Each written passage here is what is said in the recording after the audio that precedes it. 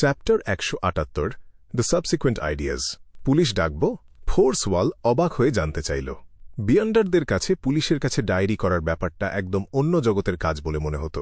CO তার রুক্ষ সোনালি চুলগুলো টানতে টানতে এদিক ওদিক পায়চারি করছিল। ডার্কহোমের মৃত্যুর দৃশ্যটা ভীষণ ভয়ঙ্কর আর গা ছমছমে। পুলিশ যদি অন্ধ না হয় তবে তারা অবশ্যই এই কেসটা mandated punishers, night hawks, missionary hive mind অথবা মিলিটারির বিশেষ কোনো বিভাগের কাছে পাঠিয়ে দেবে। যখন সেটা ঘটবে তখন আমরা আরও কিছু তথ্য ফাঁস করে দিতে পারি এবং তাদের জানাতে পারি যে খুনি হল চিল্যাঙ্গোস।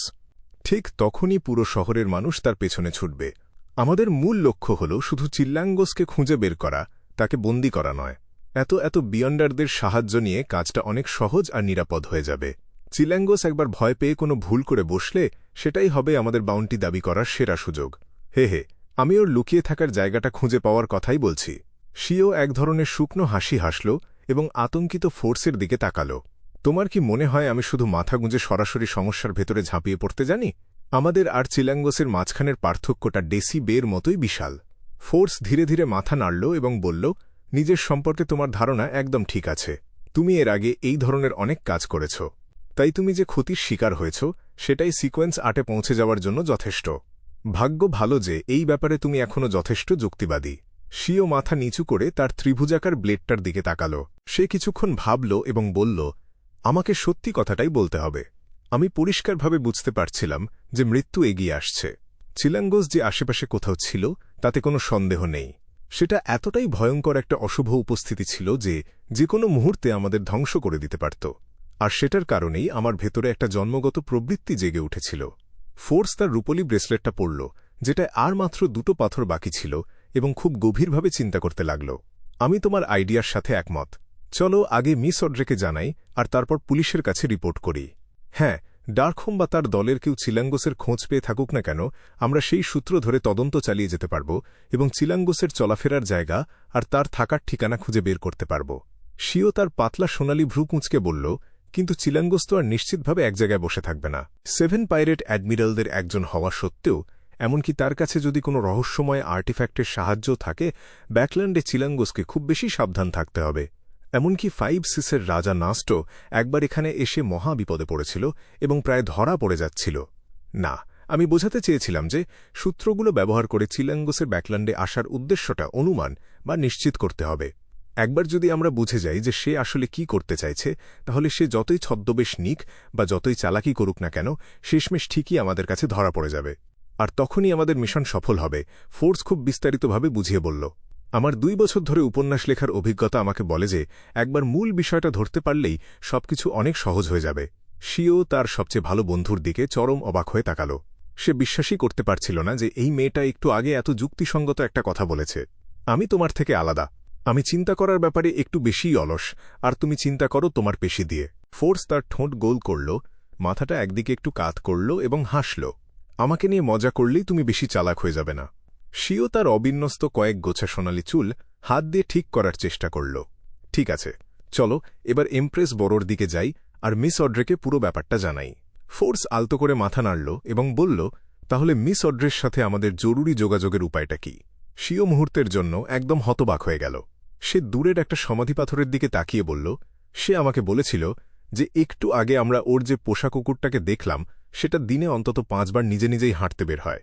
যাই হোক, ওর পরের হাঁটার সময়টা দুপুরের খাবারের পর হওয়া উচিত। অন্য কথায়, আমাদের আর্ল হলের বিলাসবহুল প্রাসাদের বাইরে খুব সন্দেহজনকভাবে ঘোরাঘুরি করতে হবে। ফোর্সের ঠোঁটের এক কোণ একটু বেঁকে গেল।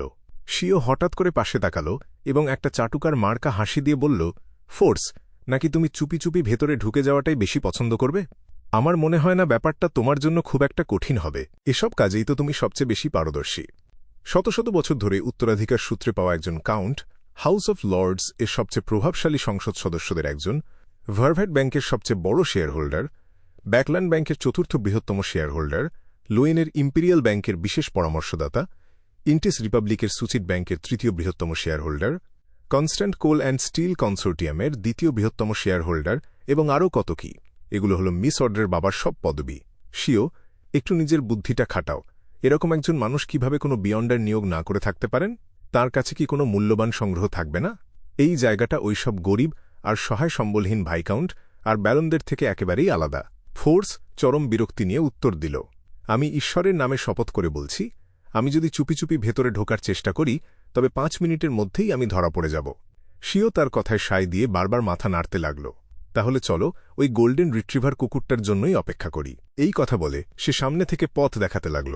কয়েক পা সামনে এগিয়ে যাওয়ার পর ফোর্সের দিকে পিঠ রেখেই সে বলল, আচ্ছা, আমি ভবিষ্যতে তোমার সব ক্ষতি আর লোকসানের ক্ষতিপূরণ দিয়ে দেব। আমি অবশ্যই ওই পাথরটার কথাই বলছি।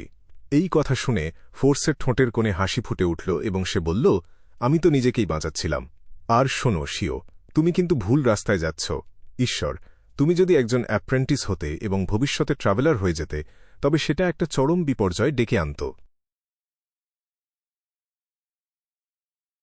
আর্ল হলের বিলাসবহুল প্রাসাদের ঠিক বাইরে শিও আর ফোর্স একটা ইন্টিস প্যারাসোল গাছের পেছনে লুকিয়েছিল এবং চুপচাপ তাদের লক্ষ্যবস্তু ভবনটার দিকে নজর রাখছিল, দেখছিল কিভাবে মানুষজন এদিক ওদিক হাঁটাহাঁটি করছে। ঈশ্বরই জানেন কতক্ষণ পর তারা অবশেষে দেখল সেই গোল্ডেন রিট্রিভার কুকুরটা দেয়ালের নিচে একটা লুকানো গর্ত দিয়ে বাইরে বেরিয়ে আসছে। সেটা তার কান দুটো খাড়া করল এবং নিজের ডান ও বাঁ দিকে তাকাল, দেখে মনে হচ্ছিল সে খুব সতর্ক হয়ে আছে। যেইমাত্র সুসি খুব আনন্দের সাথে তার হাঁটা শুরু করল, ঠিক তখনই কোথা থেকে যেন একটা কালো কুকুর সেখানে এসে হাজির হল। সেটা সুসির গায়ে ঘেঁষতে লাগল এবং তার চারপাশে গোল হয়ে ঘুরতে শুরু করল। এই প্রথম আমি কোনো কুকুরকে এতটা মানুষের মতো প্রতিক্রিয়া দেখাতে দেখছি। ও আসলে ওই কালো কুকুরটাকে কতটা ঘৃণা করে। শিও একটা দীর্ঘশ্বাস ফেলল। সে সুসির চাহনি আর মুখের অভিব্যক্তি দেখেই পরিষ্কার বুঝতে পারছিল যে সেখানে চরম মাত্রার বিরক্তি লুকিয়ে আছে। ফোর্স হাসল এবং বলল, এটা ঠিক যেন একজন বেপরোয়া, জঘন্য এবং নাছোড়বান্দা লম্পটের পাল্লায় পড়ার মতো অবস্থা। কালো কুকুরের তাড়া থেকে বাঁচার জন্য সুসিকে হাঁটার গতি বাড়াতে দেখে শিও ন্যায় বিচার প্রতিষ্ঠা করার জন্য উঠে দাঁড়াল। আমার রায় হল তুমি ওকে একা ছেড়ে দাও। শিও খুব গম্ভীর একটা মুখ করে জোরে চিৎকার করে উঠল। কালো কুকুরটা খুব ভয় পেয়ে গেল এবং সাথে সাথে লেজ গুটিয়ে সেখান থেকে দৌড় লাগাল। সুসি স্বস্তির একটা নিঃশ্বাস ফেলল এবং তার হাঁটার গতি কিছুটা কমিয়ে আনল। সে খুব ভদ্রভাবে ঘেউ করে উঠল এবং নিজের লেজ নাড়তে লাগল। আর একটু হলেই হয়ে গিয়েছিল, আমি তো ওদের প্রায় ধন্যবাদ বলেই ফেলেছিলাম। গোল্ডেন রিট্রিভার মনে মনে খুব আনন্দের সাথে ভাবল। সেটা খুব বেশি অস্বস্তিকর একটা পরিস্থিতি তৈরি করত। একটা খুব সুমধুর সুর ধীরে ধীরে থেমে গেল যখন অড্রে শিও আর ফোর্সের পাঠানো একদম নতুন গোয়েন্দা তথ্যটা হাতে নিল এবং ভ্রু কুঁচকে সেটা পড়তে শুরু করল। সে পিয়ানোর ঢাকনাটা বন্ধ করল এবং খুব আভিজাত্যের সাথে উঠে দাঁড়াল। সে তার পিয়ানোর ঘরে এদিক ওদিক পায়চারি করতে লাগল এবং তার পরবর্তী পদক্ষেপ কী হওয়া উচিত তা নিয়ে ভাবতে শুরু করল। চিলাঙ্গোস খুব ভয়ঙ্কর একজন মানুষ। শিও আর ফোর্স যদি এই তদন্ত চালিয়ে যায় তবে তারা চরম বিপদে পড়তে পারে। এমনকি এর ফলে আমার আসল পরিচয়ও ফাঁস হয়ে যেতে পারে। হ্যাঁ, আমার উচিত ওদের পরামর্শ অনুযায়ী কাজ এগিয়ে নেওয়া। ও হ্যাঁ, ট্যারোর ক্লাবের তো আর মাত্র 2 ঘন্টা বাকি। আমি ভাবছি মিস্টার ফুল কি পরামর্শ দেবেন। তিনি যদি এখনও এই ব্যাপারে আগ্রহী না হন তবে আমি দ্য হ্যাংড ম্যানের সাথে খুব সতর্কভাবে এটা নিয়ে আলোচনা করব। অড্রে ধীরে ধীরে নিজেকে শান্ত করল। এই প্রথম সে এরকম কোনো পরিস্থিতির মুখোমুখি হয়েছিল, অথবা বলা যায় তাকে এরকম একটা ভয়ঙ্কর বিপদের মাঝখানে ফেলে দেওয়া হয়েছিল। ইতিমধ্যেই একজনের মৃত্যু হয়েছে।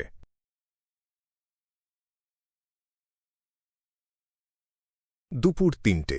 অড্রের দৃষ্টি একটা টকটকে লাল আর ঝাপসা অবস্থা থেকে স্বাভাবিক হয়ে আসল এবং সে দেখতে পেল সেই অন্তহীন ধূসর কুয়াশা, যা বাস্তবের পৃথিবীর নয়, একটা সুবিশাল প্রাসাদ যা দেখতে একদম দৈত্যের বাড়ির মতো।